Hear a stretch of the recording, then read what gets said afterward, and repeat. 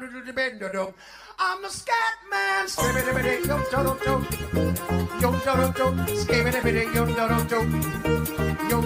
I'm the scat man.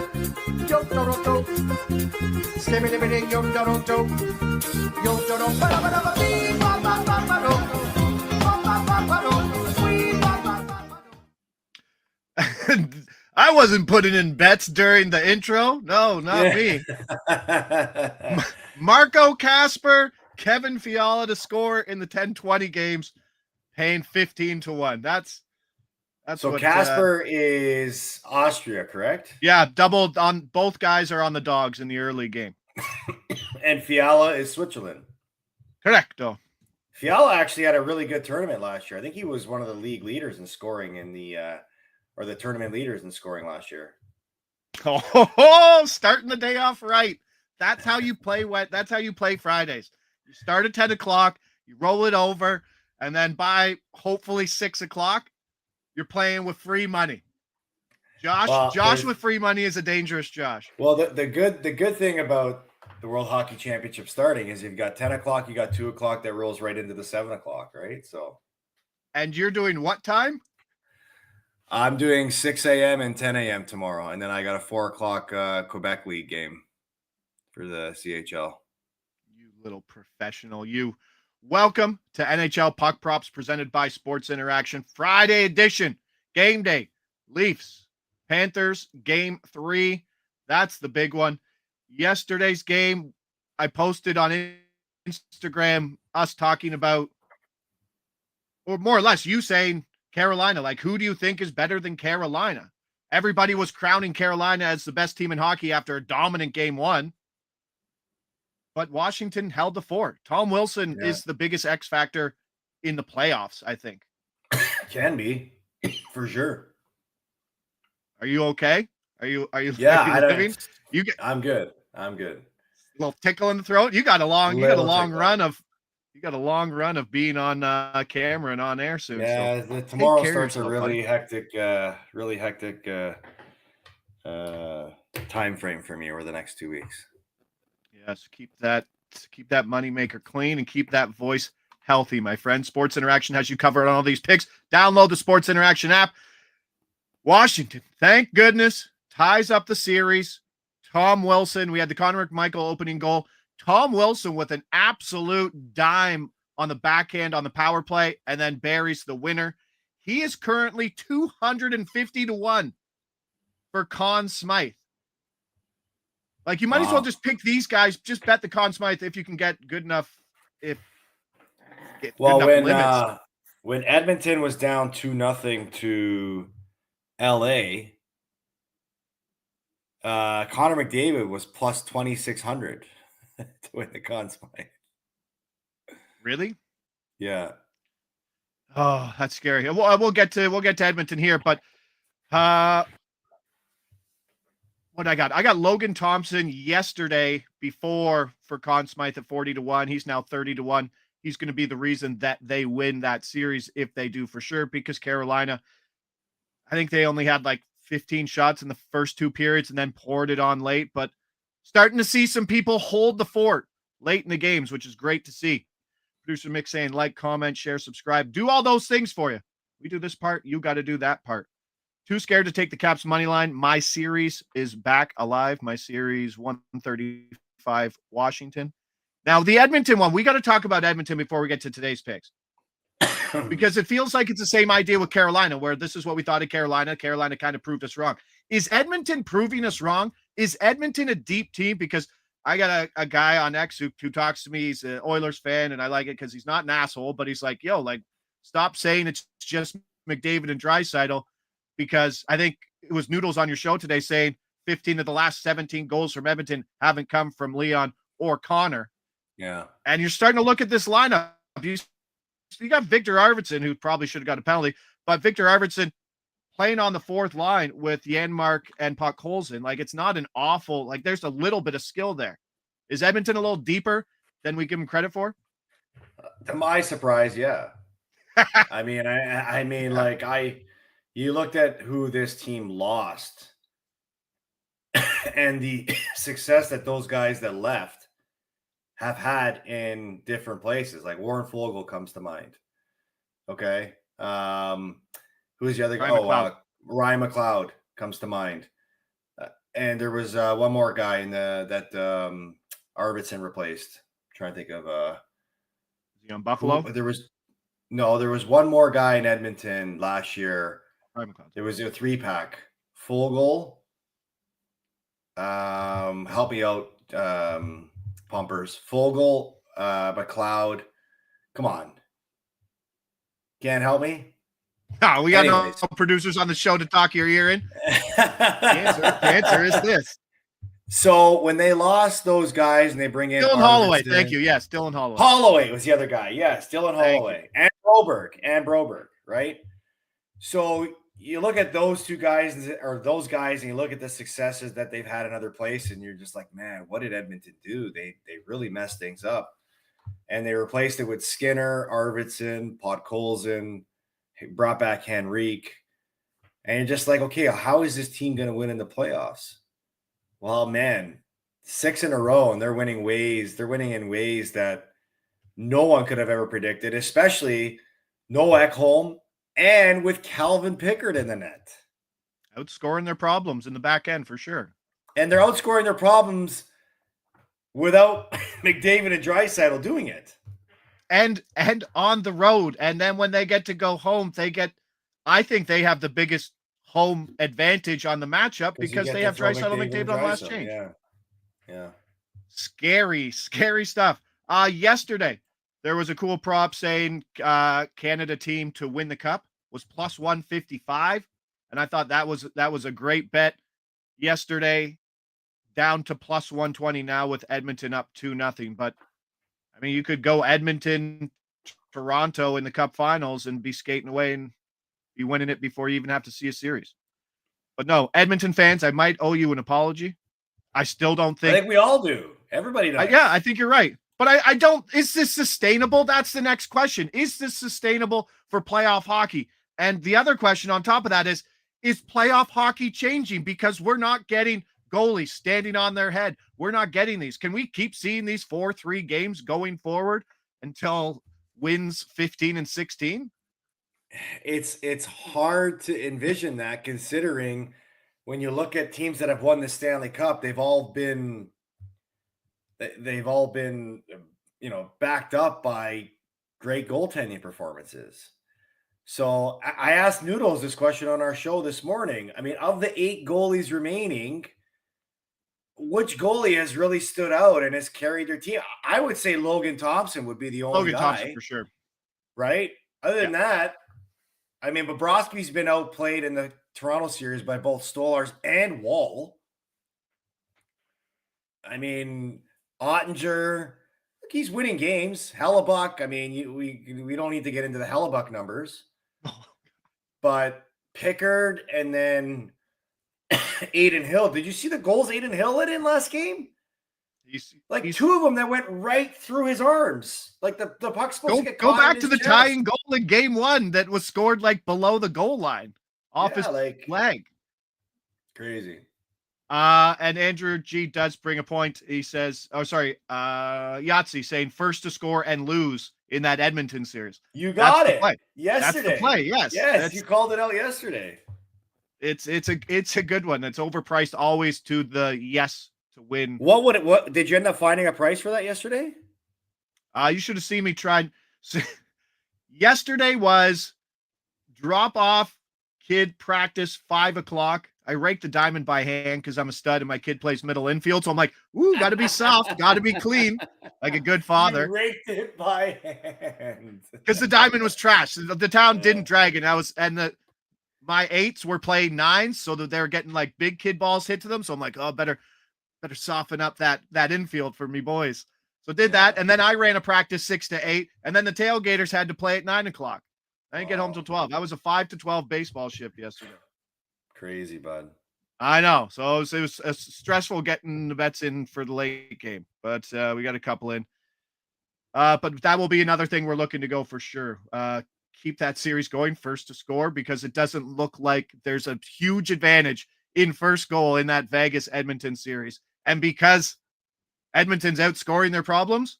It's live every game. Either way. Love it. Win from behind. That's the market there. And we go on. But yeah, I mean, that game was late, bro. Like third period was still 12:30, I think, before overtime. The Vegas game? Yeah. So I watched Edmonton score their 3 goals to go up 3-1, and then I turned the TV off and fell asleep. It's late, man. Like, who's doing that? I know. Update in the chat. Someone asking if the Tailgaters won. Yeah, we beat team called Last Out Open Beers. So whoever the last out and the opponent, whoever is the last out, they have to open the beer for everybody on the team after the game. That's amazing. Yeah. That's so funny. Nice. So always, we beat them into submission though. So if you're watching, we apologize. Great game from the Tailgaters. Great. There you go. What are you the cleanup hitter? I do the lineup and I put myself in the 4-hole. Yeah, yesterday for sure. Yeah. Of course you would. Starting shortstop, 4-hitter. Living out the dream in 35 plus. Let's get to game 3. I know the books love Florida. I get it. A little bit too much, I think. Yeah. 195? Yeah. This is the playoffs, bro. I know. I don't understand this line either. Like this is way too much favoritism for Florida. I mean, I get it. I understand. I think we all understand it. Everyone's saying Florida's not going to lose 3 in a row. Florida's not going to lose the first game at home. They're the defending champs. They've lost 2 1-goal games. There's so many narratives to create around why Florida should win this game, but they could also lose the game. Like Toronto's been matching them pound for pound. And I mentioned it yesterday. My favorite idea is like when to jump on, when to jump off, right? Like it's tough to run 4. You're probably not going to do it. You saw it in the Ottawa series. But Florida played a good game in game 2. So it's not like they're getting them off their B game where they're going to play a better game. Yeah, I know. How much better is Florida going to be from game 2? It may be a little bit, but so the Leafs can be a little bit better too.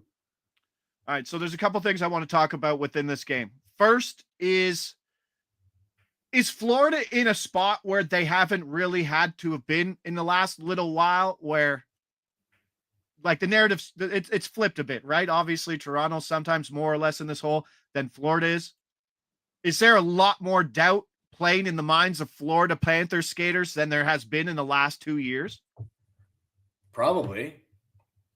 I mean, the only time they've faced this type of doubt was down 3-1 against Boston in the first round and down 3-1 against Vegas in the finals. Other than that, they haven't really faced much doubt. Maybe when they gave up a 3-0 lead to Edmonton last year in the finals, going into game 7, maybe they felt I don't think we talk about that enough, right? Like last year's Stanley Cup finals, that was wild. Very, very wild. Now, the other thing is, how does Paul Maurice counter with last change when his second line's been doo-doo and all of a sudden it's his third line, which has looked the best, but maybe it's just looked the best because it had the best matchups on the road in Toronto. Yeah. Who does Paul Maurice throw out? If everybody's fresh, who does Paul Maurice throw out offensive zone faceoffs when it's needed? Is it the Barkov line? It has to be the Barkov line. Has to be the Barkov line. I mean, maybe you throw the Listerrainen line out or the Lundell line out. So right now you have the Tkachuk line as third on the pecking order. Yeah, if you're Paul Maurice too, you just can't completely get away from that Tkachuk line. You've got to find a way to get that line going, right? And maybe they do tinker with the lineup, and maybe they put Tkachuk up with Reinhart and Barkov and go all in with those guys to try to get Tkachuk going. Maybe move Verhaeghe down to the second line, but I don't sense that there's going to be much panic in Paul Maurice's decisions for game 3 because I believe he has a lot of faith and trust in his players. And if his players find a way to let him down again today, I think this is when you'll start to see him shuffle a bit during the game, because it's an act of desperation. The shuffling almost gave your counterpart, Aaron Korolnik, a heart attack because he was on Mackie Samoskevich for under a point because it was mispriced. He was on the fourth line, but he got elevated to that second line late in the game, and that's when Joseph Woll made that toe save on him at the side of the door. Yeah, he was on it pretty big. So interesting to see if Samoskevich has the market again today. I'm not sure if he'll start fourth, but he is in a spot where Paul Maurice could bring him up because he's fast. He has some hands. That's why he's PP1 for the majority of the year. He could slide up. Let's get to the plays. Toronto team total over 2.5 minus 105. Show me something, Bob. Show me something. Toronto's getting scoring from every line. Going to be a tough matchup, right? Like, who does Barkov stay on the 34 line? Okay, sure. We'll put this new Pacioretty, Tavares, Nylander line on. Love it. Pacioretty for a point, plus 140. Take it. Even in his 13 to 15 minutes, I don't mind it.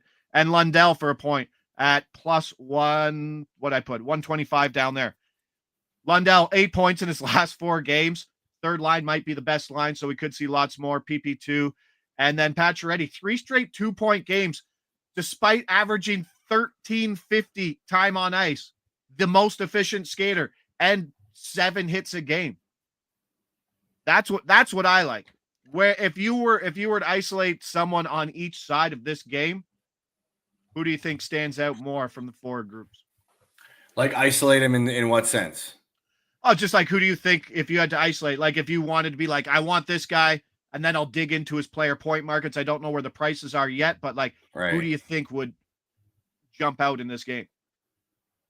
I mean, I would look at a Bobby McMahon. Probably he's been getting a lot of chances as of late, and considering the way Domi's been playing, maybe he's a guy that finds a way to chip in. I look at a situation like this and look at Matthew Tkachuk, right? This is a game that you've got to find a way for Matthew Tkachuk to have an impact in it, and he always seems to have it. And in these home games, he's a guy that you could probably get at a good price right now because he's been somewhat quiet throughout this series. Maybe a Verhaeghe, right? Still playing top 6 minutes, still playing top power play unit. You probably look at a Matthew Nyes as well again too. This guy loves playing in the state of Florida. Minus 110. Tkachuk is minus 220 for a point. Yeah. See, then it's a little much. It's a little rich. Yeah. He has a shorter price than Austin Matthews. What's Matthews? 240? Minus 210. So Sam Reiner, minus 210. Nylander, minus 200. It's after that group where it starts to get better. Carter Verhaeghe, minus 135. Tavares, minus 135. Bennett, minus 125. Matthew Nyes, minus 110. Still think Nyes is good at that price. I hate that I played it and I get off it because that's what bettors do. Oh, it didn't hit. I'm going to get off it. And then it hits the next game. You should kind of stay on it. If the price is good, stay on it. Yeah. I don't know. I mean, the total's at 6. I don't expect this to be a 2-2 game again. I just haven't seen it. The efficiency's been good. It's a bunch of lines, which means it's just a tough matchup for each side. You can't just shut down the 34 line because Toronto has 3 other lines that are playing well. You can't just shut down the Tkachuk line because you got the Barkov line, and now all of a sudden the Lundell, Listerainen, and Marchand line has become the best one for the Panthers. So I'm going to look at that second line in Toronto to get on the board, and I think I'm going to take Pacioretty there, and I'm going to keep going. It was a difference between picking Lundell at plus 125 or Marchand at plus 110, and I'm going to go with the center.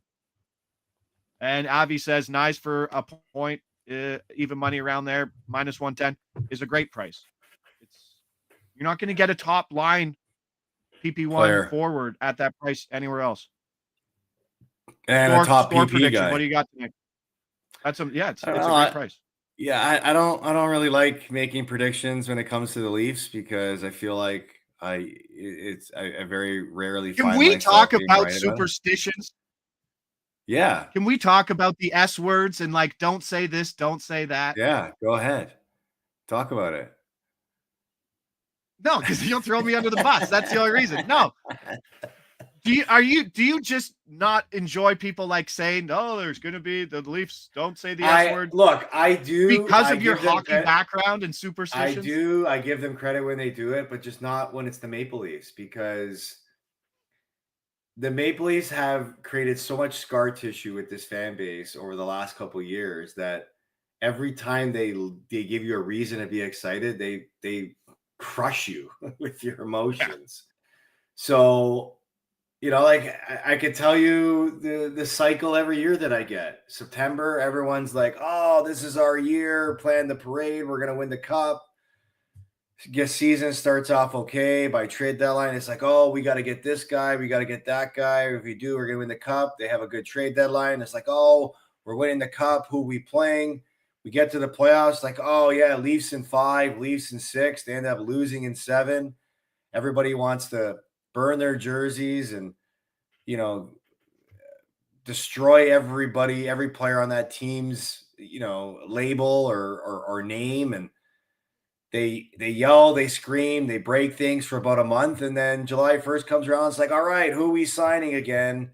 Who's going to make us get over the top this year? They signed their player, and it's like September comes around. It's like plan the parade again. That's been the same cycle for about 5 years with this group.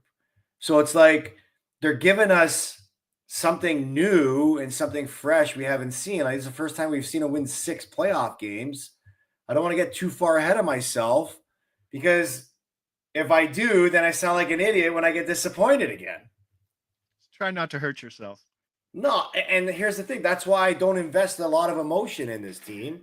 That's why I always tell myself that I'm a Leafs supporter, not a Leafs fan, right? Because I support them doing well. It's just I can't get in the whole fan thing because my buddies who are all diehard fans drive me nuts with how many opinions they have on this team from day to day. It's not just game to game, it's day to day with this team.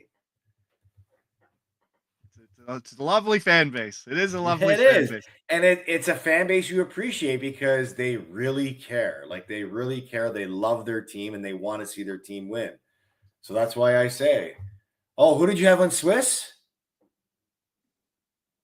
I know they got a goal. Not Marty, not Christian Marty. No, I didn't have Christian Marty. It's Kevin Fiala that you had, right? Fiala. Where's Christian Marty playing? He just scored for Swiss. He's playing for Zurich. Yeah, I think Zurich just won the Swiss League this year too. Don't they win it every year? No, they don't actually. Oh, okay. So take that, Josh. No, they don't. You're incorrect. Nick Porto says, does Carlo need a hug? I don't need a hug, no. I'm good. Yeah, I don't need a hug. What's that? Just thinking of Tobias, Arrested Development. John Wayne. It's okay. It's okay to be vulnerable. I get it. You'll be, once we get through this round, bud, Final Four, then you'll switch from supporter to fan, right? Oh, I'll think about it. Maybe. Now, I also wanted to say, go ahead. No, I was going to say, it's, you get to the conference final, then yeah, I would still be a supporter, but you're living every day through the Leafs now because they're one of 4 teams remaining. And as much as my job is fun now, it gets even more fun because now the realization starts to become more real. All of a sudden, Josh from Georgetown calling in on Wake Up Woodbridge, dropping the S word first thing. Get him off, cut him off. Good thing you got a delay on that, don't you, to cut people off? We do, yeah. Yeah, good. 10-second delay. That's good to know on my end. Sure. I also, before we get to the next game, I would like to say, you mentioned the jersey burning.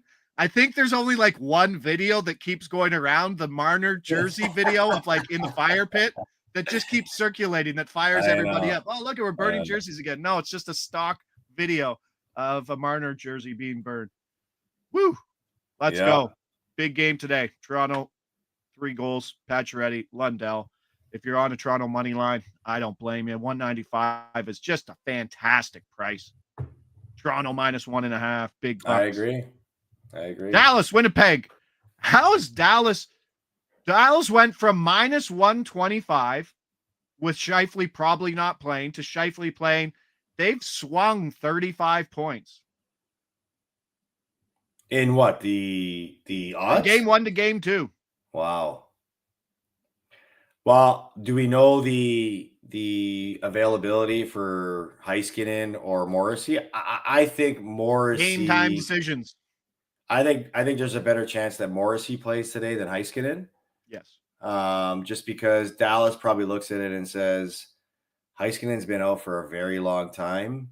We're up in the series. We've been playing really good without him, and maybe we'll allow him to come back into the lineup in a home game where he's a little bit more comfortable probably, and they can control matchups a little better.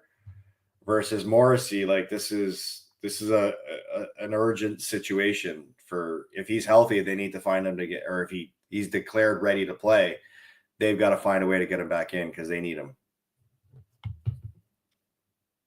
What's your take on Mikko Rantanen? Like, what was that? I don't know. I think I saw something like, oh, it's the first time someone scored back-to-back hat tricks in playoffs like since World War II.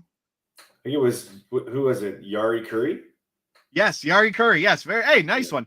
I was trying to think of this. Is the things you scroll through and see and don't really stop and put so you can actually have the history and be factual. But no, facts, schmacks. I didn't like his game early in the series. Like, he didn't really stand out, and then he just said, okay, F you, I'm going to take over.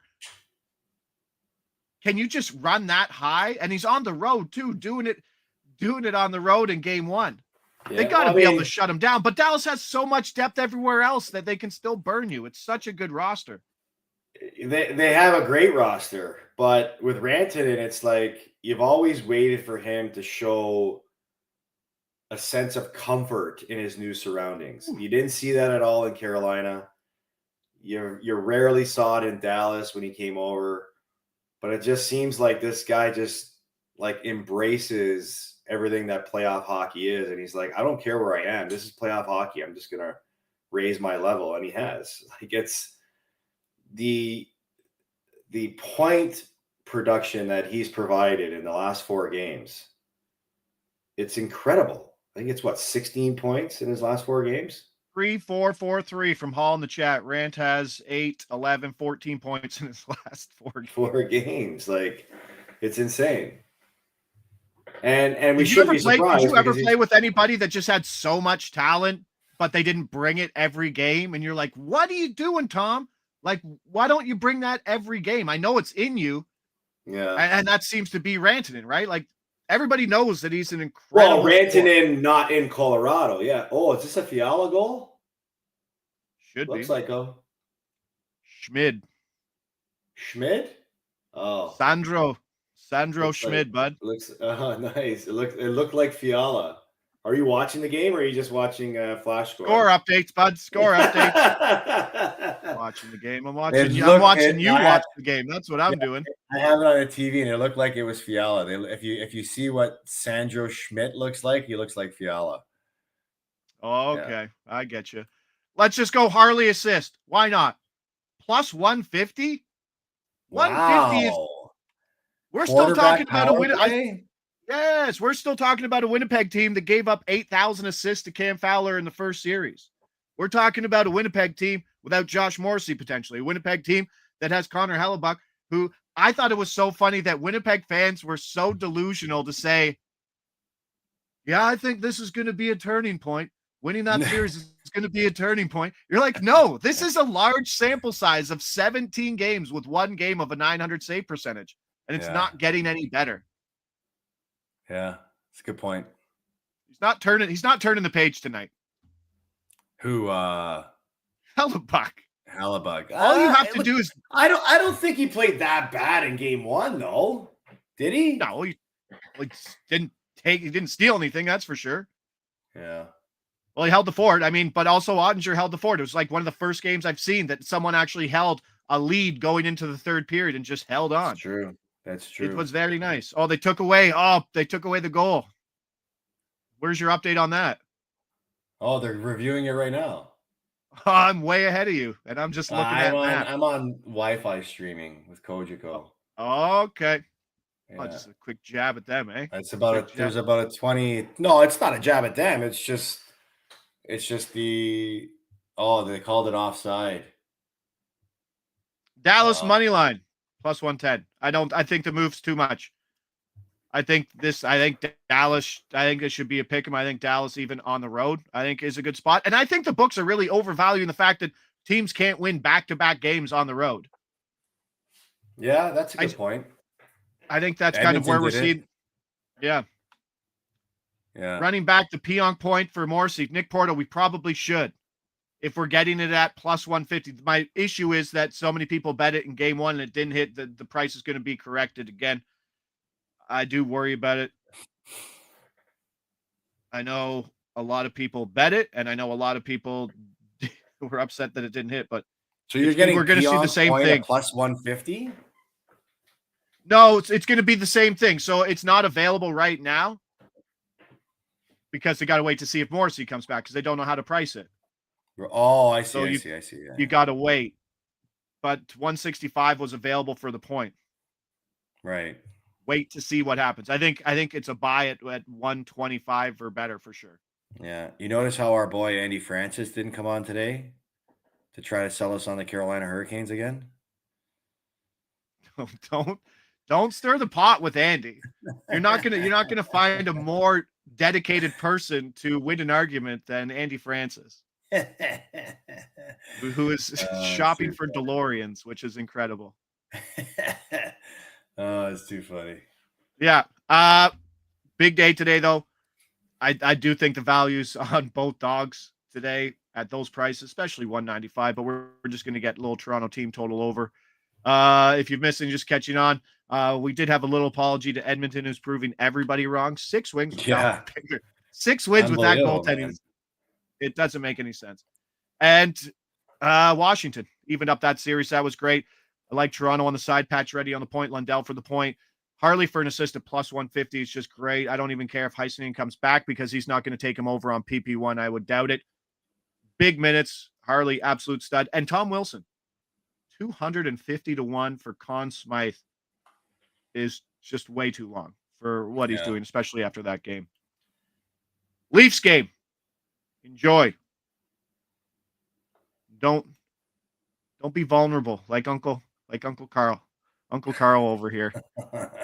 Let them in. Let them in to hurt you again if it need be. It's called being a fan. I get it.